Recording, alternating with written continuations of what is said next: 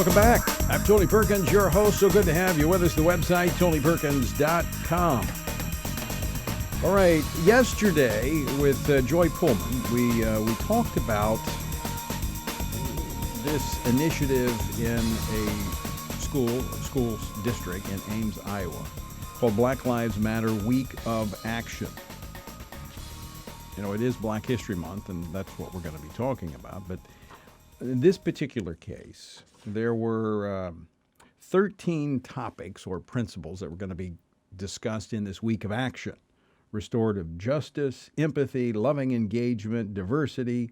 I'm with you on all that. Then we get down to globalism. Not quite sure where that fits in. Then queer affirming, trans affirming, collective value. Not sure what that means. Intergenerational, black families, black villages, unapologetically black, and black women. Now, of course, parents are pushing back on that, and we talked about the demographics of that district and what this was designed to do. All right? I want to talk about the black family. That is actually the theme for Black History Month. Now, a little history here on Black History Month. This goes back, actually, to President Gerald Ford, who in, I believe it was 1976, was the first president to declare Black History Month. Prior to that was Black History Week, and they focus a little bit on it. It goes back, I think, to the mid-1920s. But it was a Republican president that said, hey, let's celebrate Black History Month and the contributions that that black Americans have made to this country. All right, setting the stage for our discussion on the issue of the black family. In 1965, former U.S. Senator Daniel Patrick Moynihan issued a report it became known as the Moynihan Report. And it examined the link between black poverty and family structure. Now, when Moynihan wrote this back in 1965 he was using this as a warning of what was coming because of the disintegration of the family, the destruction of the black family. The out of wedlock birth rate at that time was 25% among blacks. In 1991, 68% of children were born out of wedlock. Now it's tapered off. It hasn't grown at such a rapid rate. Now I think the latest number is about 70%. But that was, in many ways, a forecast of what was happening more broadly in our culture. So I think we're right to focus on the black family. And I celebrate that in terms of looking at Black History Month. And here to talk about that with me is Ken Blackwell, former mayor of Cincinnati, also Secretary of State and Treasurer for the Buckeye State. He is now Senior Fellow for Human Rights and Constitutional Governance here at the Family Research Council. Ken Blackwell, welcome back to the program. Hey, Tony, good to be with you. So you've seen this progression in the black family, and I think you would agree with me that it's appropriate as we look at Black History Month to focus on the family, but we need to do so in such a way as we address what's leading to the breakdown of the family and the consequences of that breakdown.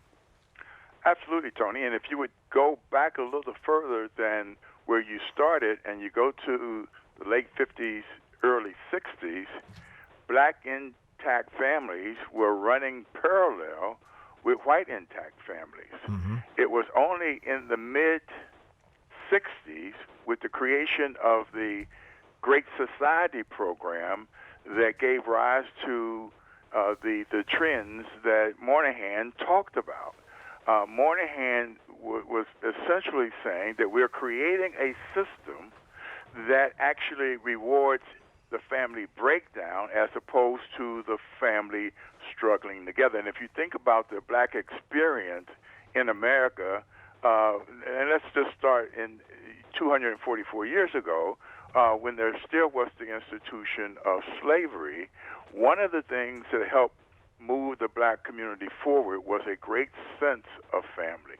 And so, again, fast forward to the day when you have Black Lives Matter and other radical groups that have Marxist leanings, they're talking about the irrelevance of the family because these folks follow a status model. And as opposed to the family being the incubator of liberty and the way that young people are brought into the culture, they are talking about expanded roles of the state and the destruction of the family. So it's really crazy that the left now in all of their curricula are talking about focusing on the family at a time when the forces within their community and their movement are talking about the destruction of the family or the irrelevance of the family. That's what grabbed me about the theme, is that given what has taken place, that is, I think, accelerating the deconstruction of the family, that they would focus on the family. So I'm curious as to what is their focus when they talk about the family. I know I just mentioned the Black Lives Matter Week of Action. Part of their discussion are black villages, and I've read where some say, look, the family structure doesn't really matter. It's all about the kids, and whether you do that as a community, a village, or whoever wants to be a part of the family. So even in their messaging, there's a deconstruction of the traditional family where you have a mother and a father in a lifelong relationship raising their children to become the next generation of leaders.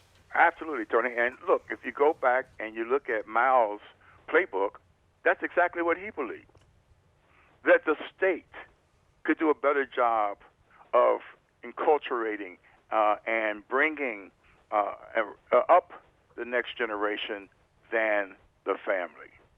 And again, if you believe in limited government, if you believe in putting a restraint on the reach and power of government, you understand that individual liberty actually has a direct connection to the family.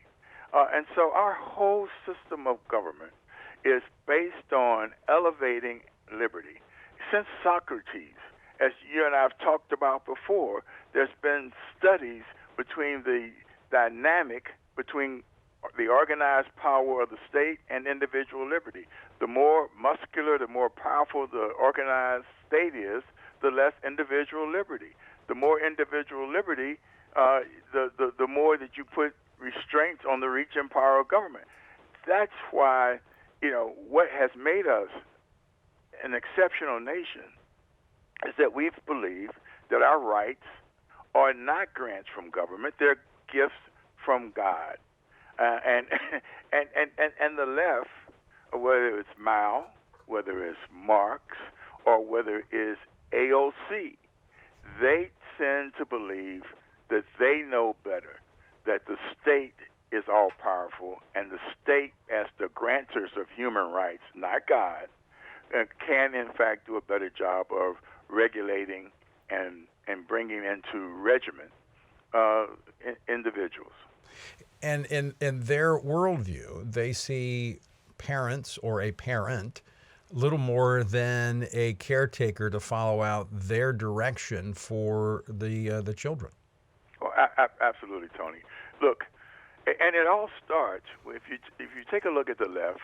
They believe that since 1619, America has been an irreparably racist society, that you can't fix it. The only thing that you can do is destroy it and start all over again.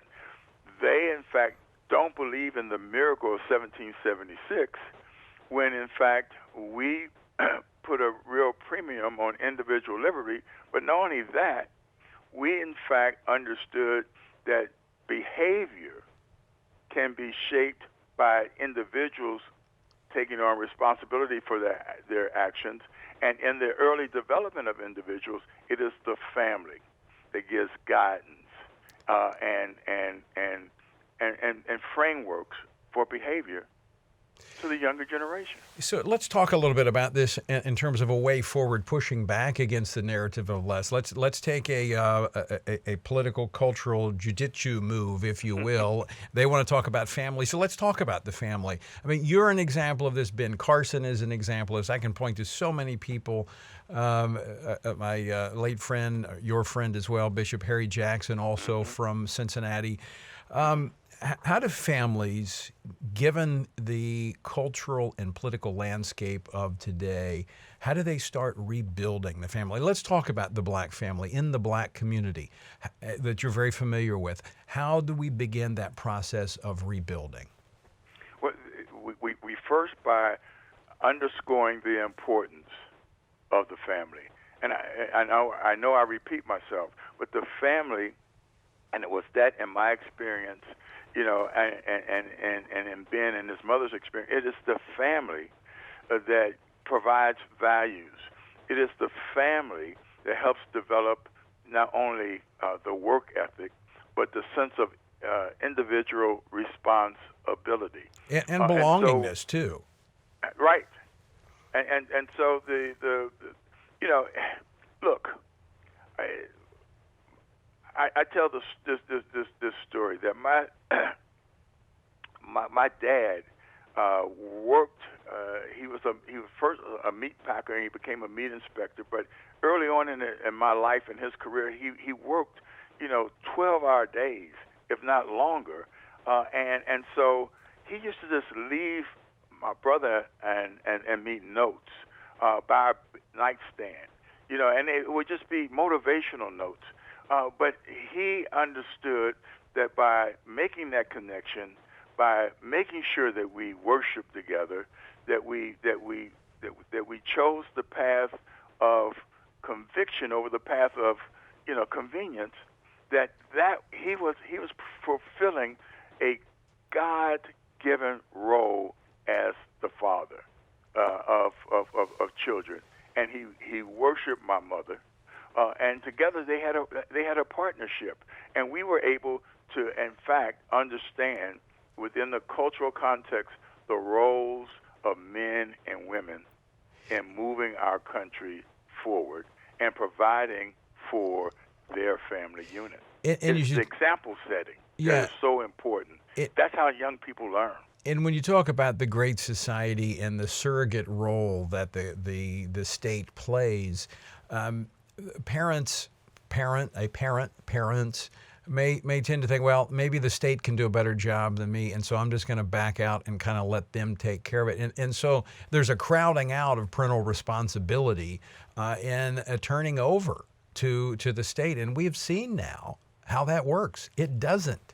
It doesn't, Tony, and you just underscored that word again, responsibility. And the left, look, they play a zero-sum game. The whole notion of e pluribus unum, from the many one, means that we're united around some basic principles and values. And yes, we are not all the same size. We're not all of the same income or the same coloration to our skin, but we all have been invested with human dignity, and it is the responsibility of us to understand that respect discovers the dignity in others, and so families help to do that, and it's a connectedness. My mom was a stay-at-home mom for a lot of her my early childhood, and she was up at the school. The school was in the neighborhood. My family, church associates and members, and church community, they were all part of. There was a connectedness. Right. And what has happened is that we've disconnected these community family building institutions. Right. They give us commonality, and the left is now trying to play a zero-sum game. Somebody wins, somebody loses, and their whole redistribution model leads them to talk about equity, and then that means there is a struggle of who gets to sit at the table and who doesn't. They don't talk about equal opportunity. They don't talk about growing the pie. They have these boneheaded notions of shrinking our economic potential to grow and to create opportunities and to break down barriers that deny people the opportunity to work to their level of ability and achievement. And that's what has made us different. And this model of allowing the state to be the surrogate parent and usurp the role of the parents has led to mediocre results. And it is in sharp contrast to the exceptional nation that America has been and the opportunities that it still provides to people who have a sense of belonging and have that basic understanding of responsibility we talked about that can come from no place else other than the family. The family. And we cannot be gaslighted into thinking that we are wrong on that. We in fact, as you are, they can blacklist me. They can talk about deprogramming me. They can talk about re-educating me. But what they better know is that they're in a fight. That's right. That's right. Man, we're going to have to leave it there. Ken Blackwell, we're out of time. As always, great to talk with you. Thanks so much for joining us as we take a look at Black History Month focused on the family. Ken Blackwell, thanks for being with us. Good to be with you, Tony.